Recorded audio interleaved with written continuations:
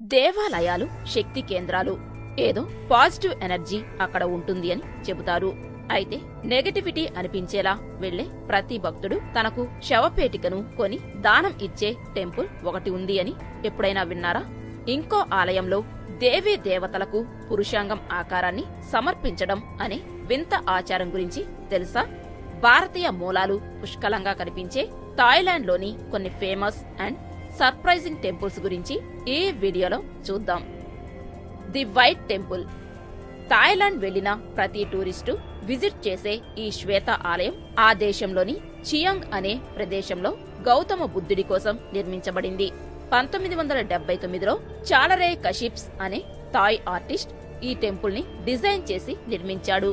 ఈ టెంపుల్ విశేషం ఏంటంటే ఈ ఆలయంలోని ప్రతి అణువణువు తెల్లగా ఉండడమే కాదు, ఆలయ ఆర్టిస్టిక్ క్రియేషన్ చూపరులను కట్టిపడేస్తుంది. చూసిన ప్రతి టూరిస్టు చెప్పే ఒకే ఒక మాట, ఆలయాన్ని చూసినప్పుడు స్వర్గంలో విహరించినట్లు ఉంది అని. అయితే ఇక్కడ విశేషమేంటంటే ఆలయం లోపల నరకం నుంచి బాధ తట్టుకోలేక చేతులు పైకెత్తినట్లుగా కనిపించే ఒక దృశ్యం కూడా కనిపిస్తుంది. దీన్ని హ్యాండ్స్ ఆఫ్ హెల్ అని అంటారు. ఒక్కసారి నరక భావన కూడా కలుగుతుంది. అంటే స్వర్గం నరకానికి సంబంధించిన భావనలు ఒకే చోట పొందే స్థలమే ఈ వైట్ టెంపుల్ అని చెప్పవచ్చు. స్వర్గ నరకాల విషయం పక్కన పెడితే టెంపుల్ అందాన్ని చూడడానికి మాత్రం ఏటా 30 లక్షల మందికి పైగా భక్తులు వస్తారని అంచనా. The chicken and monkey temple. మనం చేసే పనులను బట్టి మరణం తరువాత స్వర్గ నరకాలు ఉంటాయని మన ప్రాచీన సాహిత్యంతో పాటు ప్రపంచంలో ఎన్నో సాహిత్యాలు అలా చెబుతున్నాయి.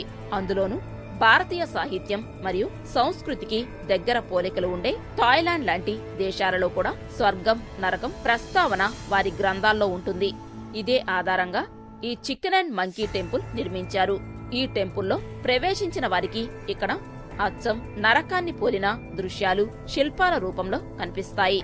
ఒక్కసారిగా జీవితంలో ఏ తప్పు చేయకూడదు అనే భావనను ఈ శిల్పాలు కలిగిస్తాయి. మరియు తెలిసి తప్పు చేయడం వల్ల ఇతరులను బాధించడం వల్ల ప్రాప్తించే శిక్షలను గురించి మరొకసారి గుర్తు చేస్తాయి. ఇంత నెగటివిటీ ఉన్నా కూడా ఈ టెంపుల్ కి నిత్యం వేలల్లో సందర్శకులు వస్తూ ఉంటారు. Beer bottle temple.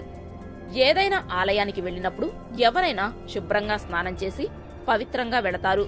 వెళ్లిన తరువాత మాంసాహారం లేదా మద్యం లాంటి ఆలోచనలు మచ్చుకైనా రావు.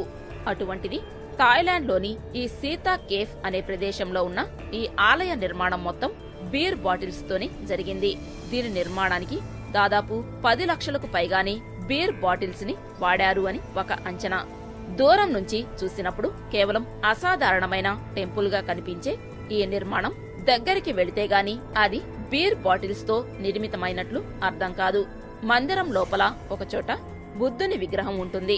మరియు ఆ విగ్రహం చుట్టూ కూడా బీర్ బాటిల్స్ తో కూడిన నిర్మాణాలు ఉంటాయి. కేవలం బీర్ బాటిల్స్ తో ఇంత నిర్మాణం చేయడం అద్భుతం అనే చెప్పాలి.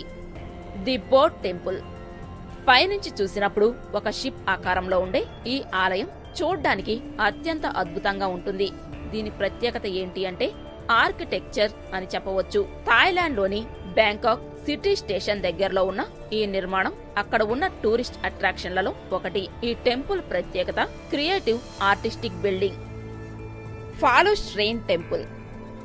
మహాశివుణ్ణి మనం లింగ రూపంలో ఆరాధిస్తాము మరియు పూజిస్తాము. అనాదిగా ఈ ఆచారం ఇలా కొనసాగుతూ వస్తోంది. అయితే థాయిలాండ్ లోని ఒక దేవి ఆలయంలో ఉన్న ఒక సంప్రదాయం మాత్రం అందర్నీ ఆశ్చర్యానికి గురిచేస్తోంది.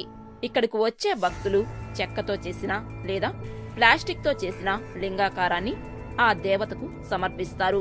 ఇలా చేస్తే సంతానం లేని వారికి తొందరగా సంతానం కలుగుతుందని వారు విశ్వసిస్తారు. అక్కడ దగ్గర్లోని దుకాణాలలో మేల్ పిన్నిస్ చెక్కతో మరియు ప్లాస్టిక్ తో చేసిన లింగాకారాలు లభిస్తాయి. విశేషం ఏంటంటే ఆ విధంగా మేల్ పిన్నిస్ ఆకారాన్ని అక్కడ దేవతకి సమర్పించిన భక్తులలో సంతానాన్ని కోరుకున్న వారిలో 90% మందికి సంతాన భాగ్యం కలిగిందట. The coffin temple. థాయిలాండ్ లోనే ఉన్న మరొక టెంపుల్లో ఉండే చిత్రమైన సంప్రదాయం మొదట విస్మయం కలిగించిన తరువాత ఆలోచనలో పడేస్తుంది. ఈ ఆలయం సందర్శించిన ప్రతివారు అక్కడ ఒక శవపేటికను కొనుగోలు చేయాల్సి ఉంటుంది. దాన్ని ఆలయానికి సమర్పించే ముందు ఒక్కసారి ఆ శవపేటికలో పడుకుని లేచి సమర్పించాల్సి ఉంటుంది.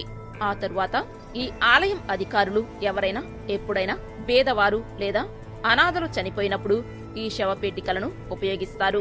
సరళంగా చెప్పాలంటే ఎవరూ లేనివారి దహన సంస్కారాలు మరియు అంత్యక్రియల కోసం భక్తులు ఇస్తున్న విరాళం వంటిది ఈ శవపేటికల దానం.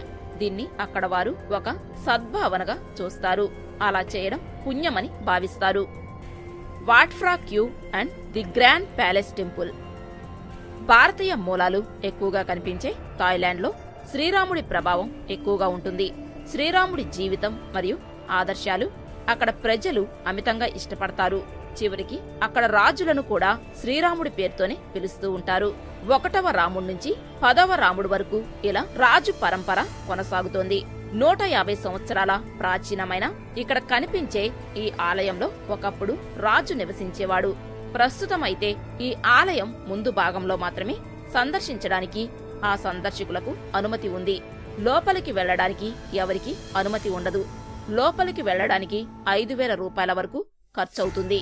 ఈ ఆలయానికి దగ్గరలోనే హ్యాట్ క్యూ అని ఇంకొక ఆలయం కూడా ఉంటుంది. ఇందులోని ప్రత్యేకత ఏంటంటే ఇక్కడ ఉన్న బుద్ధ ప్రతిమలన్నీ కూడా మారకథాలతో తయారు చేయబడింది.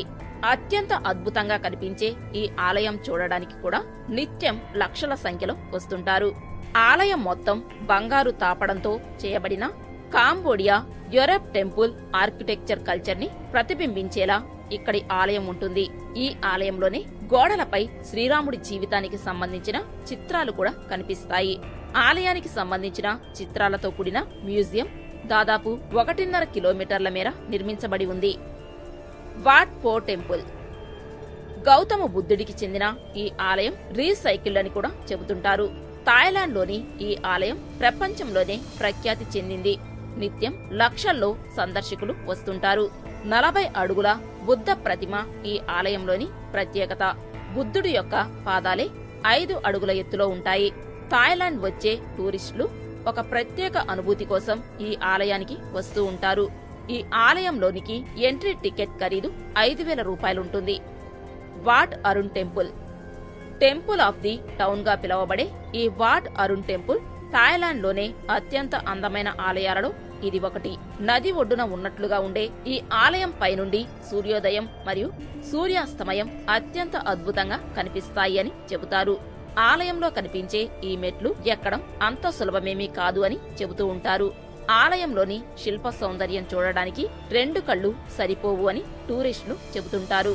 వేడుకలప్పుడు రాత్రి సమయంలో ఈ ఆలయం పరిసరాల్లో కాల్చే బాణాసంచా వెలుగుల్లో ఆలయం మరింత అద్భుతంగా కనిపిస్తుంది.